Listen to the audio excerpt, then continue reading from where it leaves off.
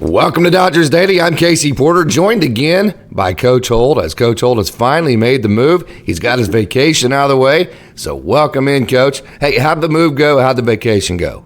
Well, we good. Spent most of the vacation moving, making the move from Fairview to Stillwater, and got the house completed to sell in Stillwater. And thought we had the house sold in Fairview, fell through the night before we left, night before we moved. And of course, we moved the two hottest days of the year. Very good call on our part. 65 years old, and but we got some help from some young people in Fairview, and my young sons here as we got to Stillwater. So we got it done, fought through the heat. Sometimes you just got to step up, Case. We talk about it all the time. Melissa, stepped right in there, man. It was like 107, 108 those days we were moving, and you don't have any choice. You got to do what you got to do, man. We talk about that all the time. It's the way in life and athletics, wherever you go. So it went good. We love the house. We're glad to be close to Mom. She's 97 years old, and we're right around the corner from her. And back in Steelville, you're all stomping grounds too. So maybe I'll run into Terry Porter and Bev sometime.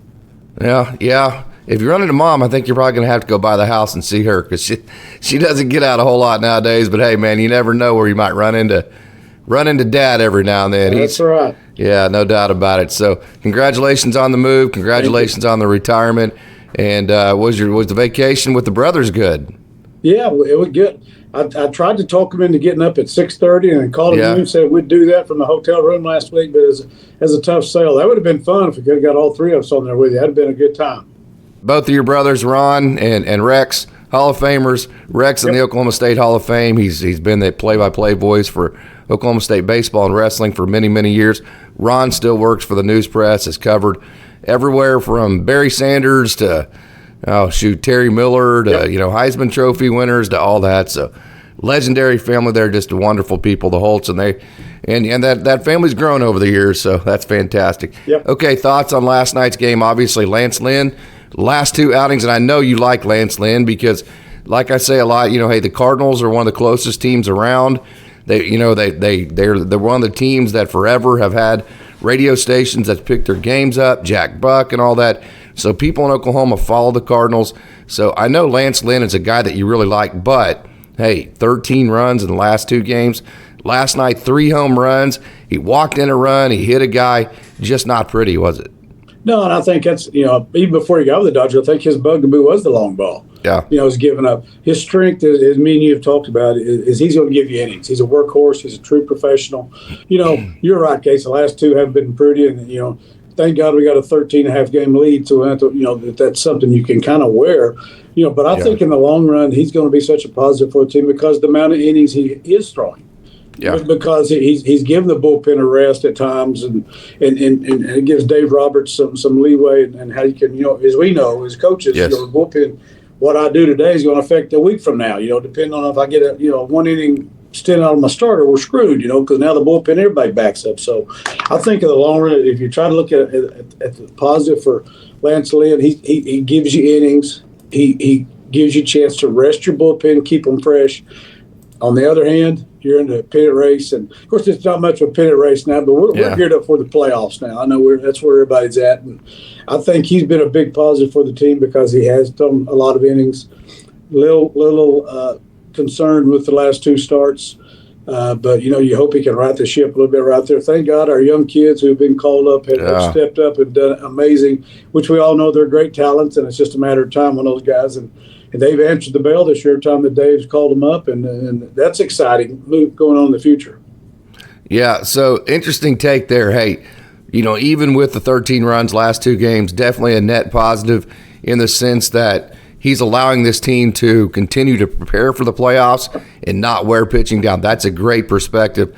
Having said that, okay, when you are playing, if that's the case, you're preparing mentally for the playoffs, like, hey, you're setting your rotation, you're setting your platoons, you're doing all that. So that kind of muddies that water, doesn't it, as far as what your rotation for the playoffs would be as you're continuing to evaluate this? Of course, everything's fluid.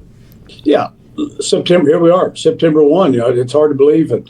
The dog days of summer, quote unquote, are over. Now everybody's gearing up. It's playoff time. Now we're preparing our teams. All teams are the same way. for the playoff run now. And yeah, that's very concerning as you look at your playoff, your starting rotation.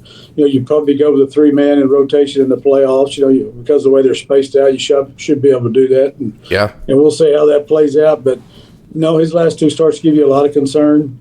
On the other hand, there's a chance to get Walker Buehler back. I think I was reading where Roberts talked about maybe hopefully get him to a 5 or 6 inning guy, no more than that, and not put him in the bullpen, a 5 or 6 inning guy, then have somebody on the back end, pick up for him. So that's something to look for. If they can make that work, him get some rehab starts in Oklahoma City, I know he's getting ready to do it. And knowing you're probably going to go down there and watch it. Yeah. If that plan works out and they get him for 5 or 6 innings, that's a guy that you can look at a bit in your starting rotation of playoffs because of the talent level there, assuming the second Tommy John is successful, and they usually are successful. Yep. So as a coach, do you trust that situation? No. Do you trust just AAA? Now, obviously, he has a lot of Major League experience, but just AAA for this year, do you trust that in a playoff scenario? Knowing you're the Dodgers, and hey, when you're the Dodgers, you know how this goes, Coach. Hey, it's either you win the World Series or everybody's mad. No, that's right. I'm a Dallas Cowboy fan because I can relate to that too. We hadn't won in a long time. I'm tired of hearing them talk about it and talk about how good they are and not getting anything done. No, it's the same way. It's win it all. And I think if I read, you follow this better than I do, Casey. I did a little homework this morning, so it's fresh in my mind. They want to start him out AAA, have him come in one or two innings there in Oklahoma City, then get him up and build him up to 5 or 6 innings by the end of September. So it's a process that may not work out. There's no guarantee any of that. We all have plans. As they say, you always got a plan to get hit in the mouth. We all have plans, and if that plan works out, that sounds good. But, there's always the health factor. He's such a talented young man. I hate the fact what he's gone through, and it's hurt, for his career, not the Dodgers, not me or you, but for him and his career. But, boy, if that would be a big plus if he could come back and give you 5 or 6 innings. But do you trust that? Sitting here right now, Dave Roberts said in his office this afternoon, it's not something he can count on. That's something he hopes for like you and I would. Yep. And I also think they likely would maybe make one game a piggyback game, maybe even a bullpen type game, and just really match it up really well as far as, hey, this guy matches up against that guy very well. Yeah. Maybe that's a game where we've seen in the past Caleb Ferguson opens, one of the relievers who usually comes in the middle of the game, starts the game instead and pitches 1 inning, maybe 2 if the matchups work out right. Then you bring in like a Ryan Yarbrough in, say, the 2nd or 3rd inning, and then you bring him in at a time in the game where the matchups, at least for, the 1st inning, match up for him, and then you let him kind of be the bulk inning guy, and then you match everything up on the back end from there.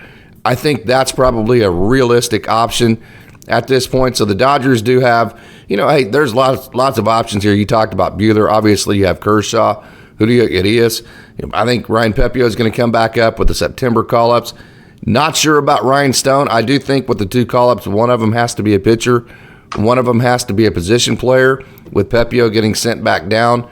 I don't know what that does for Gavin Stone. Don't quote me on that. I will look that up, and by the next show, I'll know that. So you have Ryan Pepiot, Lance Lynn. You have the option of a bullpen game, with a I should say a bulk inning game with Ryan Yarbrough being the bulk guy, Caleb Ferguson or somebody like that opening, and then obviously Walker Buehler. So there are some options there. Okay, Coach, I know you like this part. You look more into the big picture of things because you're always – that's kind of the blessing and the curse of always being a coach like you have, is that you just can't see things. You just can't – like in football, you can't just watch the ball. You're just always looking for the big picture of things. You can't just enjoy – hey, let's just – be in the moment and watch this inning, not worry about anything that might happen 5 innings from now. It's hard to do that when you've always been in the coaching world, right? Okay, so the Dodgers last night, I've said all year, the one thing that they have been able to rely on is being scrappy. They get down 7-0, and then, hey, instead of quitting, they made the Braves use their bullpen. They made the Braves work. They outscored the Braves 7-1 for the rest of the game, and we're really scrappy from that perspective. No, this is such a great series in a lot of respects. As a baseball fan like you are, myself, and a lot of millions of other people, the 2 best teams of baseball. They're playing in Dodger Stadium. It's great, but this team has been that way all year. This is that's been the theme every time I've been on the air with you. is the scrappiness. They've lost their entire starting rotation. A couple of them, multiple occasions. They brought up young kids. The beautiful thing about it, and I get chills thinking about Mookie Betts and Freddie Freeman, and even Will Smith. Now he's back healthy, but Mookie Betts and Freddie Freeman. Oh my gosh, the years they've had and the leadership they've shown. I'm not in the clubhouse, but I can only imagine. That's obvious. Somebody is leading that team. You can see it. There's leadership going on that team, and it's got those are the first two guys you look at because they're veterans, are well respected all over the league. But this team has shown. Not only Casey, there's times we're on there. It's a close race. We're talking about these big series. Now you look up for a 13.5 game lead. And they're battling adversity. Like you said, 7-0 last night. They come back against quote unquote the best team in baseball, as they say. And throw up 7, and make them work and get after it. We're not in it for moral victories, but that just shows what we saw all year out of the Dodgers is that mentality. Hey, so what? We're down 7-0. We're going to come. Mookie's going to hit a couple of bombs. Yeah. Lord, what a guy, what a player. Yeah.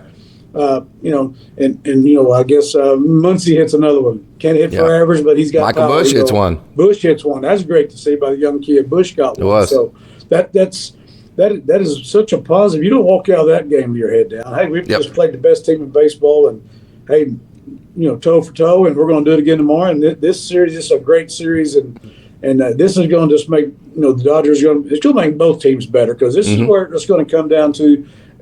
As they say, this could come down to the National League Championship Series. We'll see. Yeah, and I think you leave last night's game thinking, hey, if you just get, I've said it all year, 6 innings, 4 innings from your starter. If you just get that start, which is just an average start with a little bit of length to it, you're a better team than Braves. I think you showed that last night, or at least you can be. The Dodgers were the better team other than the fact that they didn't get as good a start from Lance Lynn last night. Yeah, so, hey, you mentioned Mookie Betts and Freddie Freeman. It's always very nice whenever your best players are your hardest workers. They show up first, they leave last. And they, this as well as I do. It's one thing to try to lead and be this kind of culture guy, but if you're not performing, it's hard, man. And you've always taught me, Coach, you'll never know exactly what kind of leader you are until you start struggling. If people follow you the same way when you're struggling as they do whenever you're going well, that's when you know you're a leader. And the Dodgers have had that all year. Okay, let me get your question, your opinion on this. Another big picture question. Okay, now you're 5 games back from the Braves for the best record in the National League.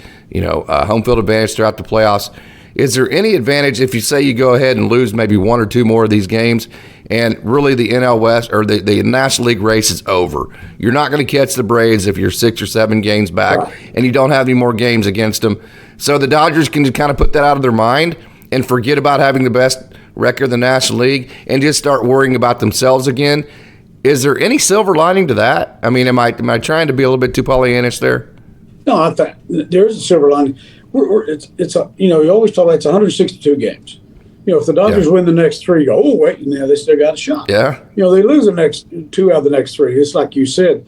And it's going to go back to again, I'm not the clubhouse, but we all have been there in that situation. We just want to work on us. We've got our big lead. They're already thinking rotation for the playoffs. Who's going to be our guys? Who's our pinch hitters? Who's going to play where for us?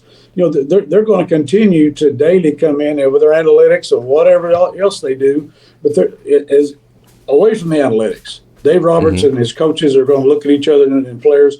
It's all you can have all the computers you want, but it's going to come down to me talking to Casey Porter. Comes down to humans. Get him, what's going to be best for Casey to help him to continue to have success. So I can computer everything, but it's still got to be those relationships between me and you, between the players with each other, their leaders, and leadership is something like you said.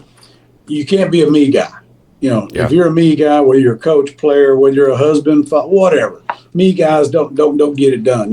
They're great for whatever they're for show, but the meat and potatoes is going to be the leadership that each of them have, the coaches, the manager has, everybody has, and I think we'll see how it goes from here. But I can't see the Dodgers doing anything different from what they've done all year. They could have thrown their hands up a long time ago. You lose name anybody that could lose their whole starting rotation and still have a 13.5 game lead. Name anybody, including the Braves. Name anybody. I don't know if that could be done anywhere. So, what they've accomplished is great, but as we know, we were the best team in baseball, quote unquote, last year. We didn't even get the World Series. So that's how that works. It's still major. Everybody's got major league players. Everybody's got, professional players that are good. So, there's no guarantees on anything, even for the Braves. Everybody's sitting back to the Braves, whatever, the Astros, whoever it is on the other side. The Orioles are a great team this year. I love that. I love that the Orioles are hot and are good again. But anyway, there's no guarantees on anything. So that's the beautiful part about this game. And I just love, was it 2011, the Cardinals were close up here. Of course, Matt Holliday was playing for them, so we were all following when Matt was there. And they would go in as a wild card and win it all. I think that's the year. You correct me if I'm wrong. I think Washington Nationals did it too. Yes. And how many times we've seen it in football? The New York Giants one year, who I'm not a big fan, but I got respect for them. They didn't ever play a game at home and won the Super Bowl and knocked off the undefeated Patriots. Never played a game at home that entire time. So, these are all professional athletes, great athletes, and there's no guarantees for anything. But if the Dodgers continue to do the things they've done, they've got a good chance of anybody winning it all just because of the mentality when it gets down to it. And everything, all those tough days come. It's like in football. You can go out and throw the pass, you can pass the ball around all year long, but you get down to semifinals and finals, you better be able to run the ball. Run the ball and stop the run. You better be able to run the football, and you better be able to stop the run. You've seen that at Guthrie. Yeah. Stillwater, at Fairview we were last year, we could throw it all the field the last 2 weeks. We had a tailback to carry 30 times a game, maybe they won the state championship. Yeah. Same thing in anything. At some point, that tough days, you get in those tough games, you better be able to do the basics. You better be able to have that toughness, mental toughness, and physical toughness to get it done. No doubt about that. Okay, so, as a coach, for so many years, you're trained to not, make knee-jerk reactions, to always think about all of the aspects of every single decision before you make your mind up as far as which way you're going to go. So I'm curious what you think about this. I say it all the time, and I said it earlier. World Series or bust for the Dodgers. Are you in the camp, from the way that you think of things, if the Dodgers, with all the resources they have, if they don't win the World Series, is that a success for you? Is that a failure for you? I think it's a failure for me. Yeah. It's like last year, Rex and I went to Kansas City when the Dodgers were in Kansas City. He's a big Dodger fan. We went up there and watched the series, and we're sitting there, and it's that uneasy feeling. Yes, the Dodgers are the best team in baseball. They're this or that. You're sitting there going, I remember looking at each other, we're just going, you'll get beat in the playoffs. What does it matter? I hate saying that. I hate being that, but it doesn't matter. I'm like you and like Rex, and everybody's a Dodger fan, and everybody's a Cardinal fan or Yankee. And again, being a Cowboy, Dallas Cowboy, the OSU Cowboy fan, we never give up. You're never going to change.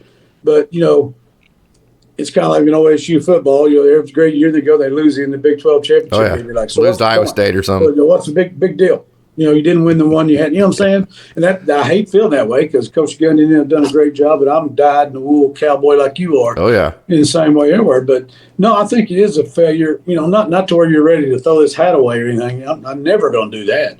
But it is a failure in the fact, we're the Dodgers, I can only imagine what it's like to be a Yankee fan this year because there's just as many of them or more than there are the Dodgers fans. You're in last place, So I think it'd be considered a failure. Not to the fact where you're going in and firing Roberts and getting rid of everybody. Not in that respect, but just in the respect like last year.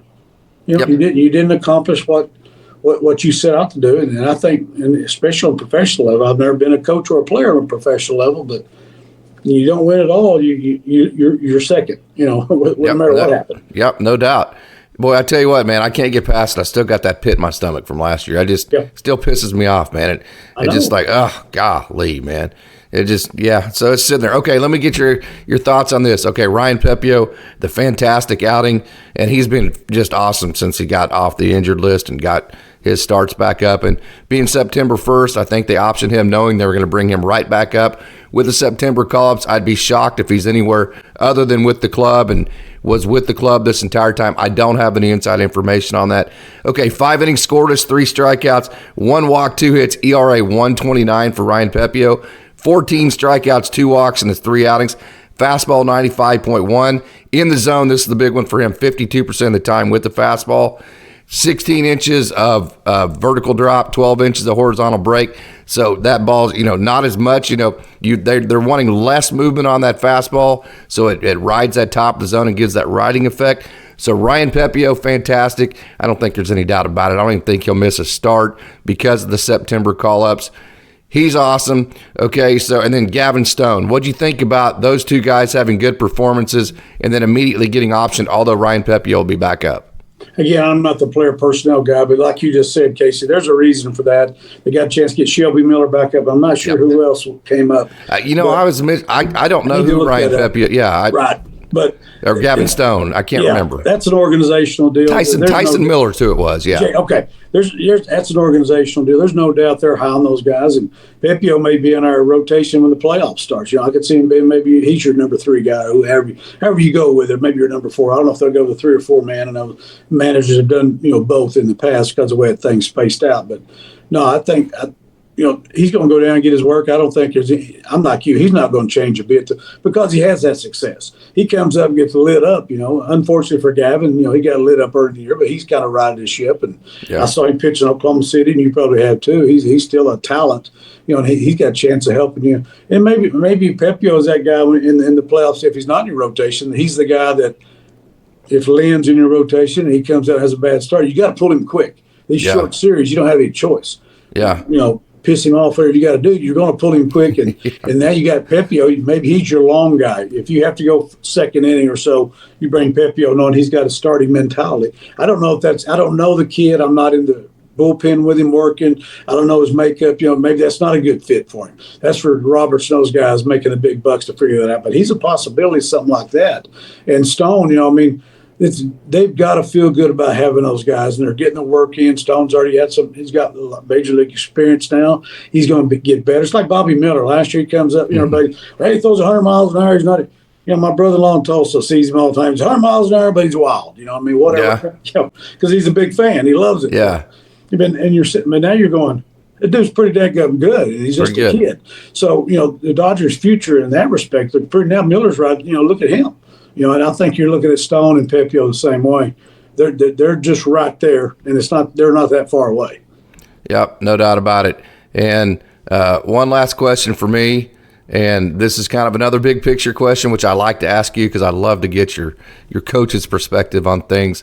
Just to kind of like I said, just the level-headedness of it is fun for me to hear. But okay, hey, my dad, lots of people always used to tell us, hey, bad dogs bite when they're pups. Mm-hmm. If you're good, we'll know you're good right off the bat. You won't have to wait. We won't have to wait till you're a senior or older to figure it out. You will start playing immediately. You'll start showing everybody just how good you are immediately if you are good. So bad dogs bite when you're pups. Does that have a limit as far as playoffs go? I mean, do you trust rookies in a playoff setting, or do you go with even if it's a lesser of a track record? Let's say Ryan Pepiot has better numbers, but he's a rookie.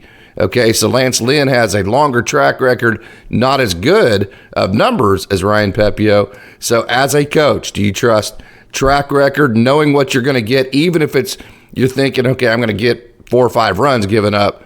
Do you trust that more than the rookie? Well, again, I've never been a manager or a coach in 30-something years in baseball that ever felt like if I lost a series or didn't win it all, I was going to get fired. That's not the case for these guys. That's not the case for Dave Roberts and all those major league managers. Their job's on the line. Their job's on the line every day. I was never really in that position as a high school coach, American Legion. You screwed up.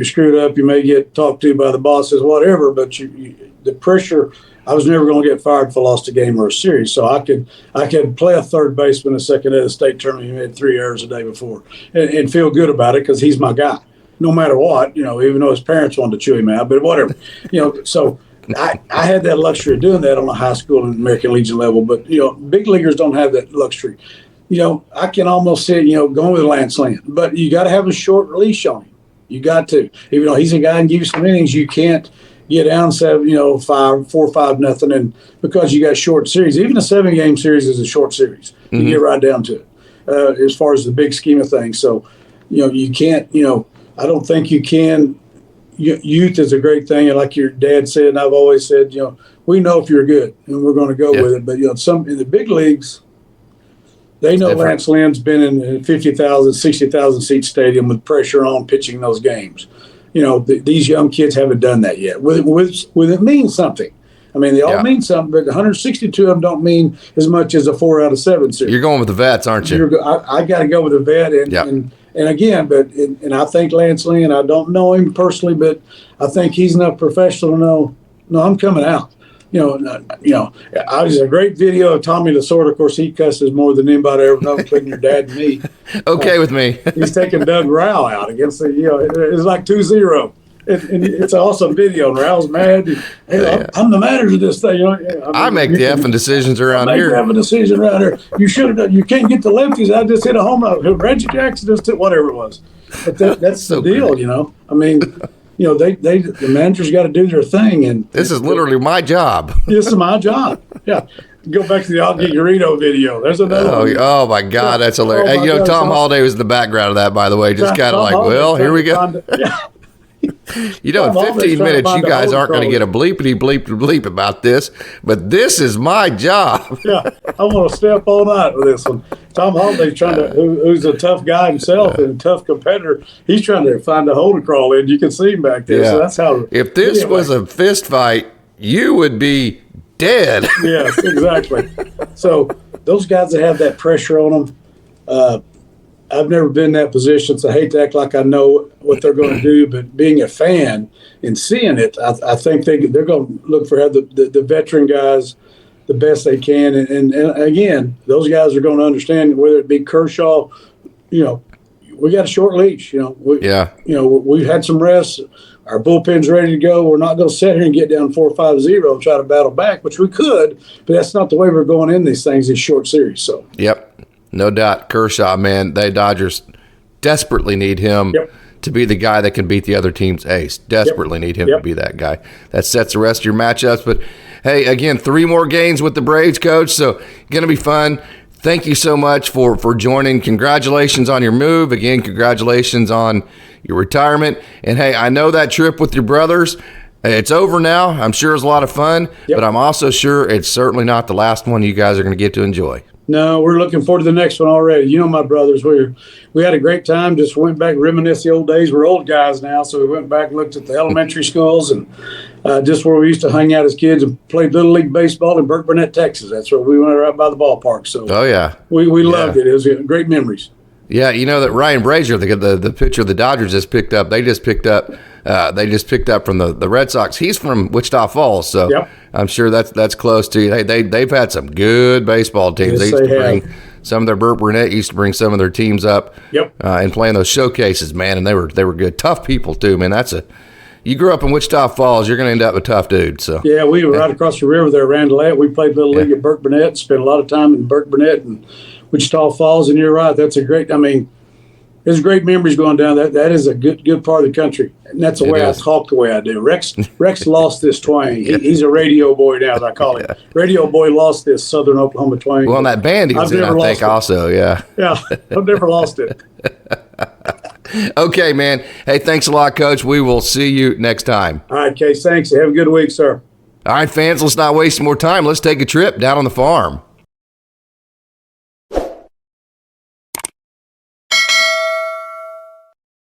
Want to start our segment with AAA Oklahoma City talking about Miguel Vargas. He has, we mentioned in the show the other night, I think Tomatley brought up that his swing looks a little bit shorter. It looks a little bit quicker, and definitely I think the path of his hands has improved. He had some adjustments to make. If you back that up, let's back this up and look at this swing again.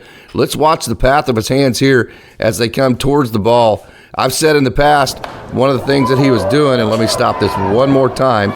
Okay, let me get the stop button right there. Okay, so what he was doing whenever he came to Oklahoma City that was causing his problems is he was windmilling this barrel back like this, and the hands were dropping, and he was kind of going around the ball, which was getting him beat on inside pitches. So if you see now, look how the hands are coming flat right there. They're a 0-degree slot, and they're actually working towards the ball. That is a much, much, much more direct path.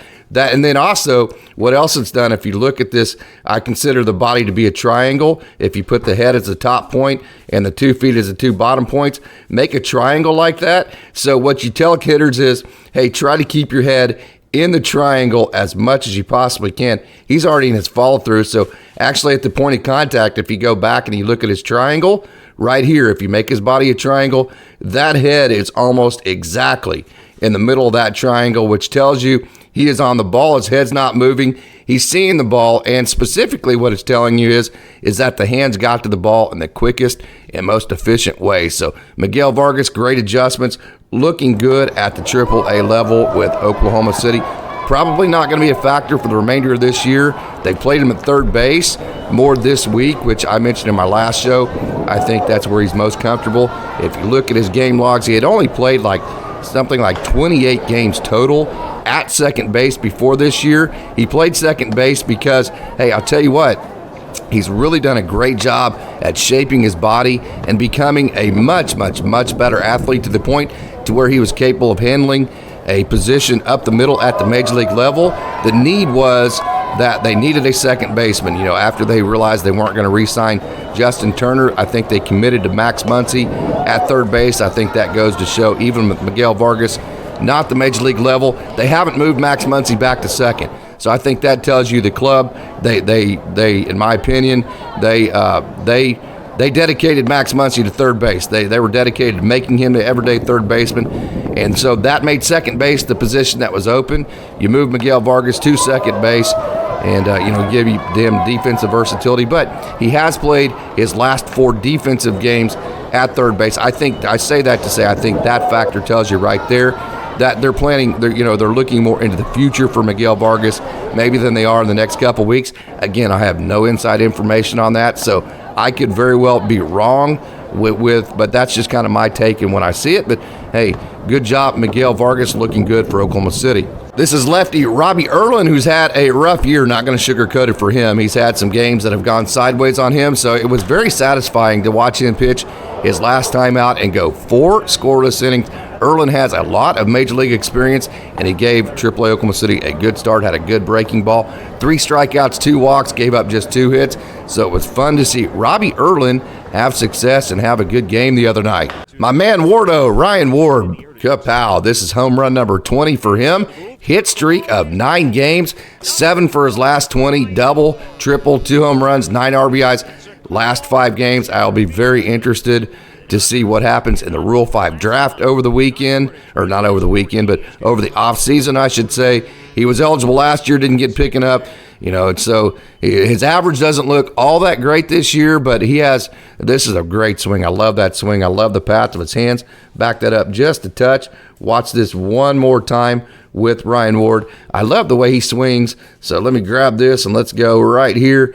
Look at the head. Watch the head doesn't move. 2 eyes on the ball, flat hands. You have lift at the front. That is a swing that should allow a hitter to hit for maximize of average and power. So Ryan Ward, a good hit tool. I think he's a candidate in the offseason, because that 40-man roster, man, that is just going to be, those spots on that for the guys that aren't already on it, that is going to be just a fascinating competition. It would be interesting to see if the Dodgers put him on the 40-man, and if they don't, what will happen in the Rule 5 draft with Ryan Ward. It's been a wildly successful season for 6'8" left-hander Brian Hudson. And when I say that, hey man, you come to the Dodgers, you're looking to resurrect your career, you're looking to maximize, your value, and that's exactly what he's done, man. He's had a couple trips up at the major league level. This is some live video that I took from him a while back. 2 scoreless innings in his last outing, 1 walk or 1 strikeout, no walks, 2 hits just given up from Hudson in his 2 innings. ERA at the AAA level, 2.64. So, hey, man, he's had major league experience this year. No clue if he's going to make the playoff roster. You can change that every series. So maybe the Dodgers see a matchup in one of the series that make them decide to put him on the playoff roster. Who knows? Even if none of that happens, wildly successful season for Brian Hudson. I do think that he has maximized his value, and he's helped the Dodgers along the way. So that has been a good situation. 6'8" left-hander in Brian Hudson. Not much more you can say about Kyle Hurd. He went piggyback. 2 outings ago, he actually got to start again. I would have to say, I don't know this for a fact. He would probably, he probably likes starting better, but will do anything like everybody that the organization wants him to do. Piggyback role again in his last outing.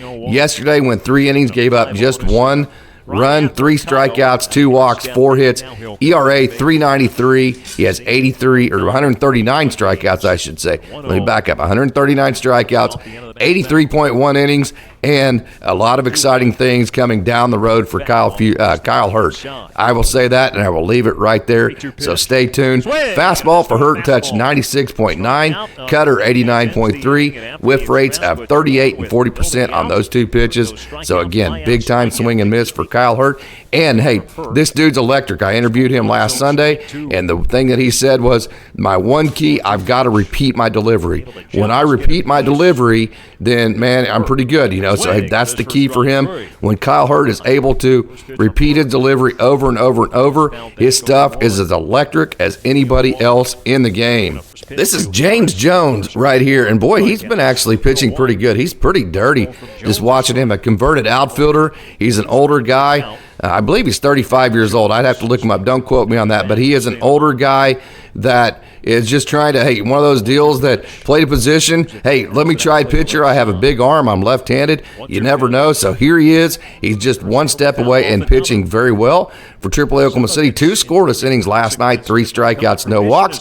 Gave up just 1 hit. ERA 3.94 for James Jones. And hey, if this guy can just get one day in the major leagues, it would be one of the most amazing stories out there that you've heard in a long, long time. That would be so cool. 96.7 on the slider, at least that's what it touched. And he also had a changeup and 4-seam combo, so you got a good look there at the older veteran and left-hander James Jones. So this is James Jones a little bit more, and I'm doing this just to play the clip that Alex Friedman, you're not going to hear it here. If you want to hear it, you can go to any of my social media platforms.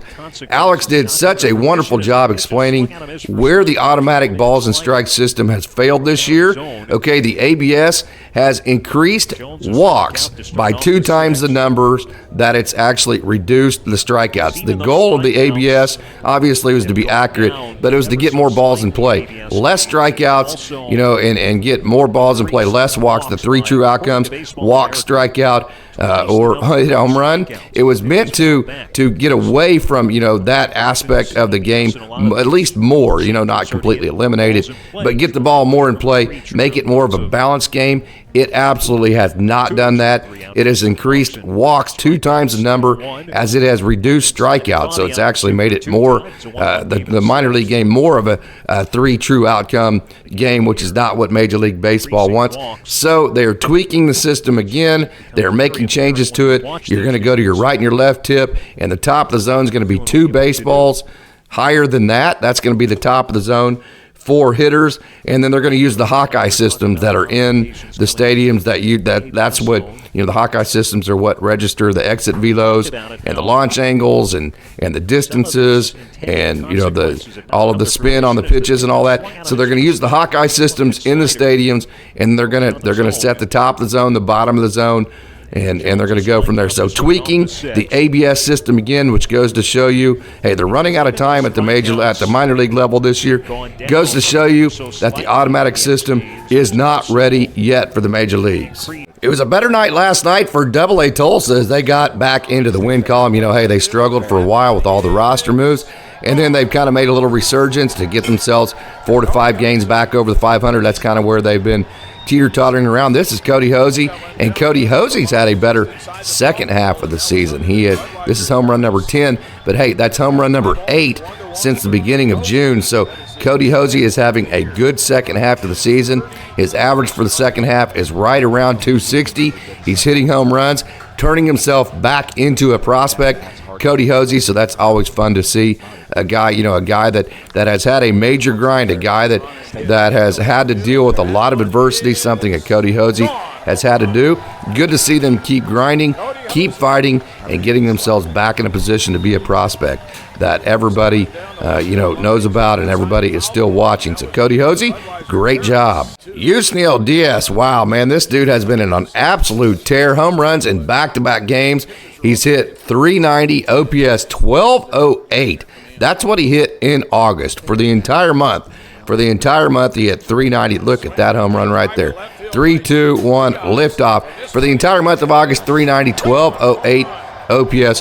What a month for Yusniel Diaz. Thank goodness the Dodgers got him back. I say this every time I talk about him. He was given away in the Manny Machado trade, so you got him back, and boy, he has been smoking hot for the AA Tulsa Drillers. Excellent outing for Orlando Ortiz Mayer. Orlando Ortiz is what he goes by. 6 innings, just 1 run, 6 strikeouts, 1 walk, 3 hits. Hard to overstate this time of year, man. I'm telling you, I see it in their eyes. These guys are exhausted. You've had all this roster movement. You know, you just lost Nick Frasso. Throughout the year, you know, you've lost Emmett Sheehan, you've lost Landon Knack. You basically lost your entire starting rotation, save maybe a River Ryan. So when you can have a guy like Orlando Ortiz that can step up at the end of August and go 6 innings, especially when you only give up 1 run, that is an absolute huge boost. That's a nice little cutter pitch. That's a huge boost for a team. And boy, I'll tell you what, they responded behind him. And the Tulsa Drillers played well last night and won their game. ERA on the year for Orlando Ortiz, 3.91. So, hey, great performance last night. It was just what the doctor ordered. First time I have covered Carlo Reyes, a right-hander that's in the 92-93 range for AA Tulsa. Good inning for him. Last night, he was actually good 2 innings. He went 2 innings, scoreless, 2 strikeouts, 1 walk, no hits.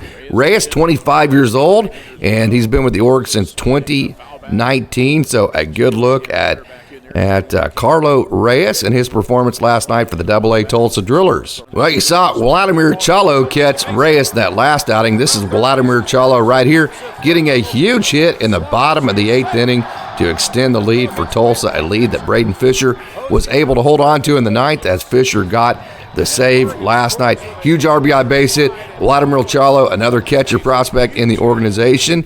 He had a guy that he just absolutely hosed throwing out this past weekend. So Vladimir Chalo playing good baseball for the AA Tulsa Drillers. Wanted to give you a good look at him. Braden Fisher got the open his last time out that started, and he went 2 innings.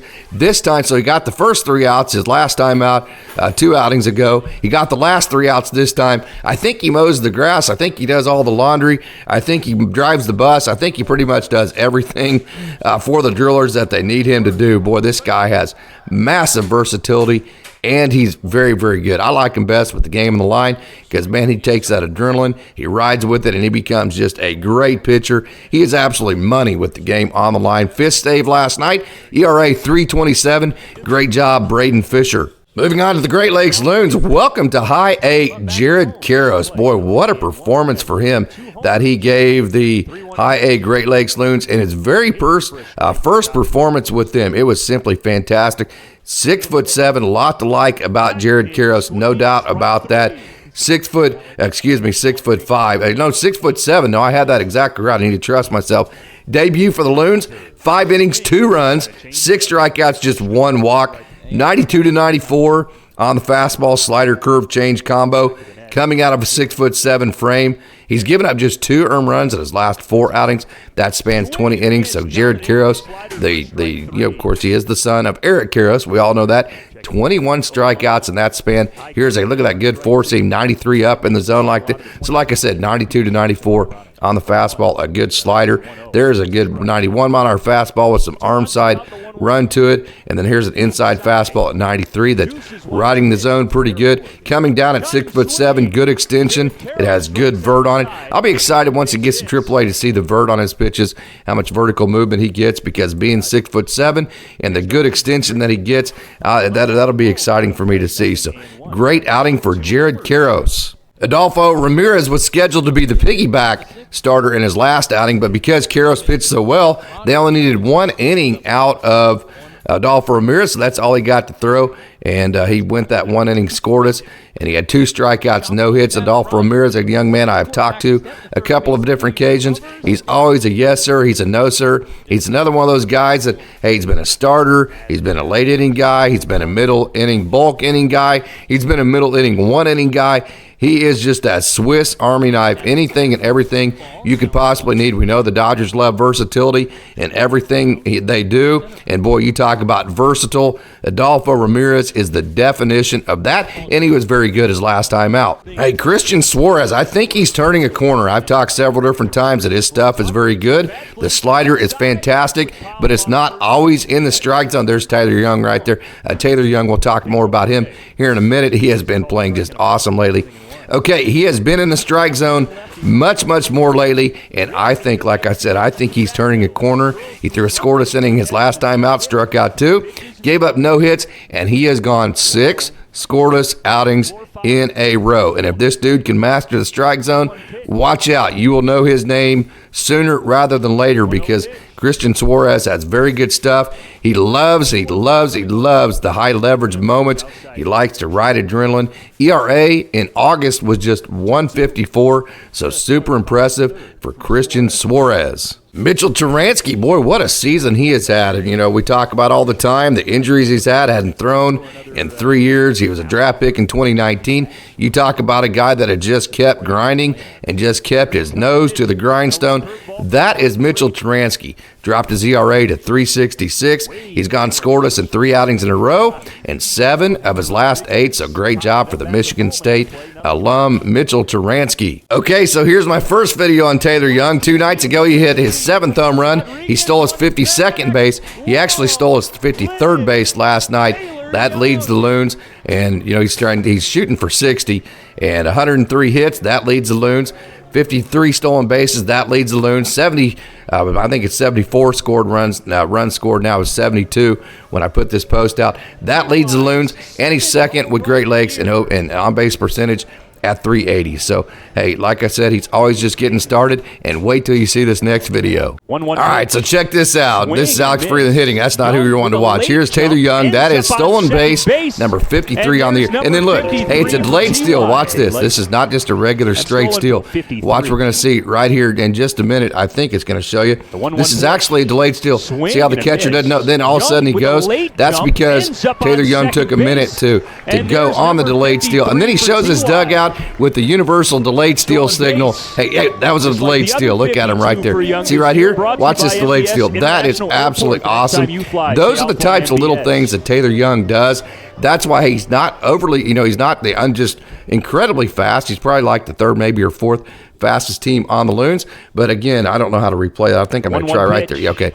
But that's also why he's going to possibly set a franchise record in stolen bases with the Loons and end up possibly with 60. So you got to love Taylor Young's game, the young man out of Louisiana Tech. Dalton Rushing, Dodgers, one of their biggest prospects. He's on a home run tear. He has a home run in 4 of his last 6 games, and he had 2 hits 2 nights ago. He also has 9 RBIs in the last 6 games. So Dalton Rushing, he had the concussion issues, the normal wear and tear that a catcher would have. He's, his first professional season as far as the full season. They play 148 games, at least Oklahoma City does.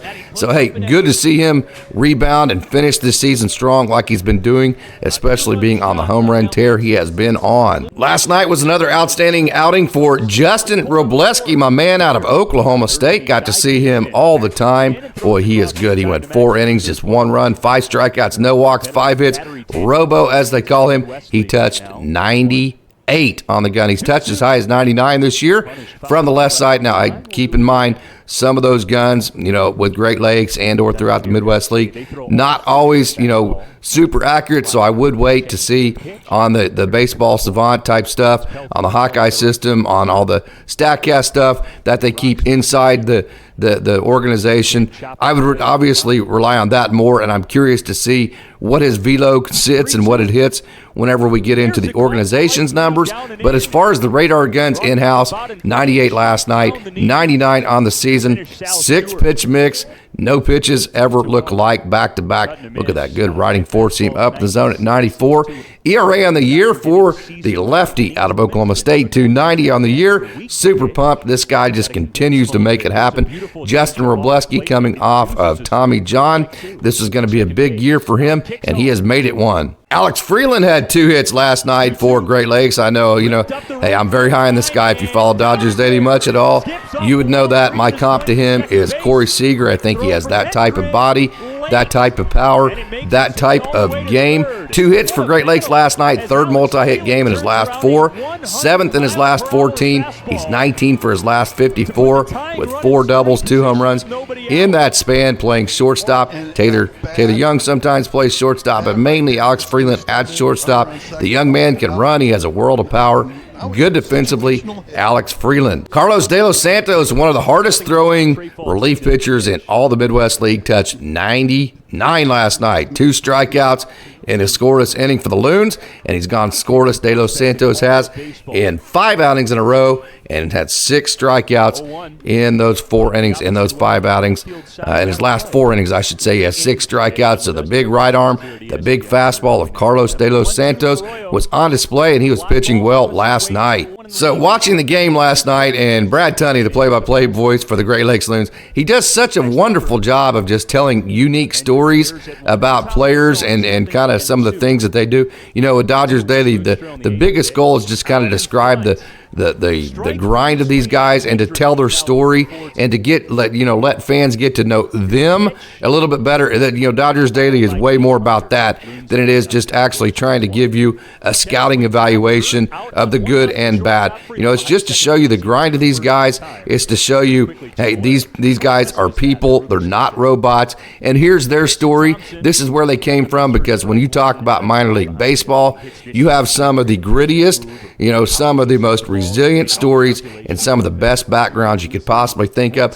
So I love it when Brad Tunney goes into his stories about these guys, and he does a great job of knowing these guys more than just as ball players. So last night he's talking about Jack Dreyer that you're seeing right here, and he got into the conversation about how Jack Dreyer is very analytical and how he can do a Rubik's Cube. Jack Dreyer he can solve a Rubik's Cube in 14 seconds.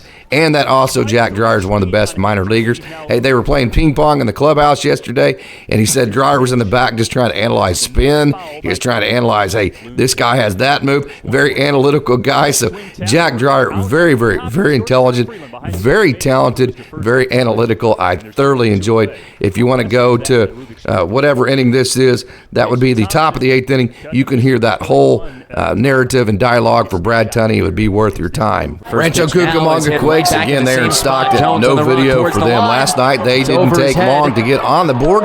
Scored 3 in the first, 1 in the 5th, 1 in the 7th. But they did lose to the Stockton Ports 6-5 last night. I'm going to go ahead and turn that down or turn that off. Okay, so Rancho Cucamonga on the year, they're 64-59, 5 games over 500. Josue de Paula went 1 for 5. Theron Lorenzo went 2 for 5. He's hitting .270.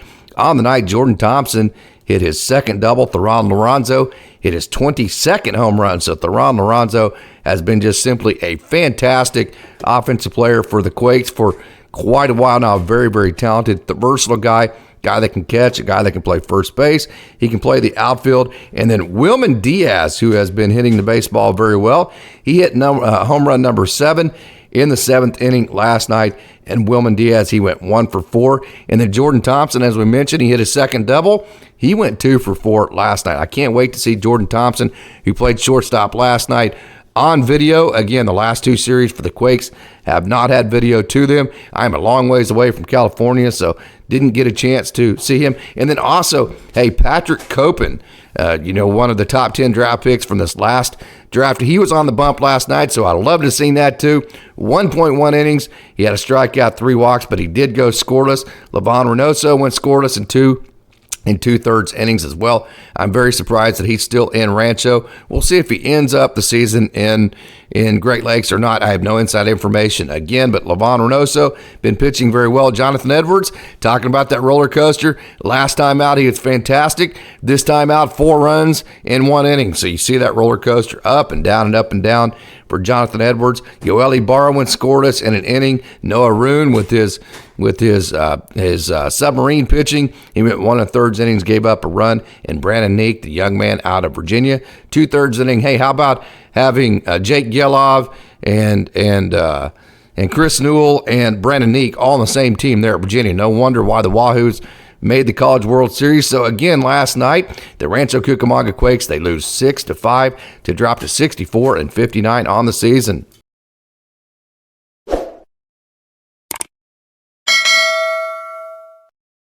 So there you have it. There's our show for you today. A very, very, very busy show. And hey, you always want that win at the top. The Dodgers didn't get that, but not all is lost. You came back and you made it a game last night, and you still have 3 games with the Atlanta Braves to try to make up some ground there. So, hey, super appreciate Coach Holt for joining again on Friday. Always a joy to get to talk to him. So I hope you enjoyed today's show. Next time you'll see me will be Monday morning. I hope you tune into that show as well. Just a reminder before we get out of here, hey, if you'd like to help Dodgers Daily, we are open for business, for sponsorship. If you'd like to sponsor this show, or you know a business or somebody who would, this show and or the Dodgers Dog Show, dodgersdaily.net, anything we do on the social media platforms, DM me, leave a comment, and or you can email me at dodgersdaily73@gmail.com.